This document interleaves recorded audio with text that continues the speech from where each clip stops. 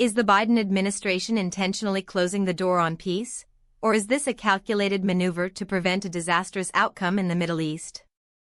We are witnessing a critical breakdown in diplomatic channels as the U.S. has officially shot down yet another proposal from Tehran.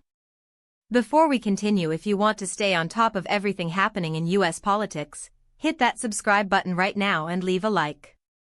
It really helps this channel grow and ensures you don't miss our deep dives into the stories the mainstream media often glosses over.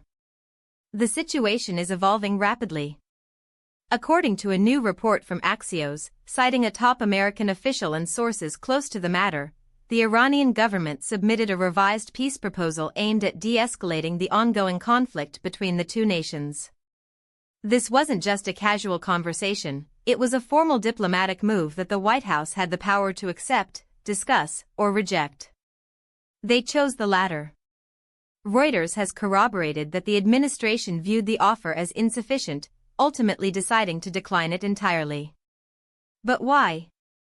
To understand the gravity of this, we have to look at the broader context of U.S.-Iran relations.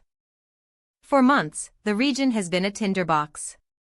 With proxy groups active across Iraq, Syria, and Yemen, and the constant shadow of Iran's nuclear program, the stakes could not be higher. Every time a peace proposal is put on the table and subsequently discarded, it reinforces a growing sentiment in Washington that there is no good faith partner in Tehran. From the American perspective, these proposals often look like attempts to gain sanctions relief without providing concrete, verifiable assurances on the ground.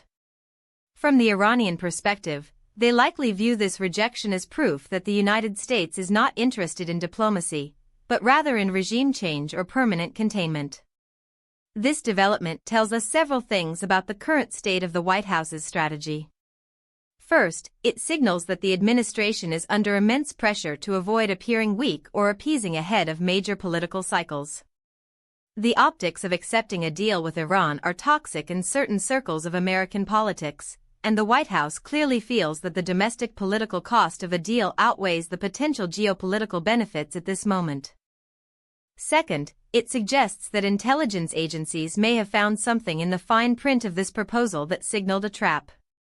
Governments don't just walk away from peace offers unless they have high confidence that the offer is either a ruse or that the current status quo, however tense, is safer than the alternative. However, the cost of this rejection could be steep. By turning down the offer, the United States is effectively betting that it can manage the current level of conflict without it boiling over into an all-out war. It is a high-stakes gamble. If Iran decides to retaliate or escalates its proxy operations in response to this diplomatic snub, the administration will be forced to justify why they didn't at least attempt to negotiate. We are looking at a scenario where the window for a peaceful resolution is rapidly shrinking. If back-channel communication channels remain frozen, the likelihood of a miscalculation on the battlefield increases exponentially. This isn't just about two governments talking, it's about the lives of thousands of military personnel stationed in the region and the stability of global energy markets. If the path of diplomacy is completely abandoned, we have to ask ourselves, what exactly is the end game? Is there a strategy for victory that doesn't involve a large-scale conflict? Or are we simply drifting toward a collision that neither side truly wants but neither knows how to avoid? The American public deserves to know what was in that proposal, and more importantly, why the White House believes that keeping the status quo is the best path forward. Diplomacy is often messy and uncomfortable, but it is usually preferable to the alternative. So, what do you think about this?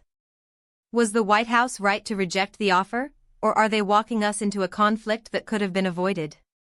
Drop your opinion in the comments below. I read every single one, and I want to hear your perspective on whether this was a smart move or a dangerous mistake.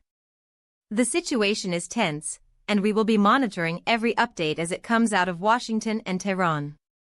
For now, the door remains shut, and the world waits to see how the Iranian leadership will react to this latest rejection.